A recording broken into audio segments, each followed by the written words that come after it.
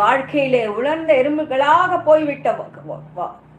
ஐயோ எனக்கு கல்யாணம் ஆகாதே, ஐயோ எனக்கு குழந்தை பிறக்கவில்லையே, ஐயோ என்னுடைய உற்றார் உறவினர்கள் என்னிடம் இல்லையே,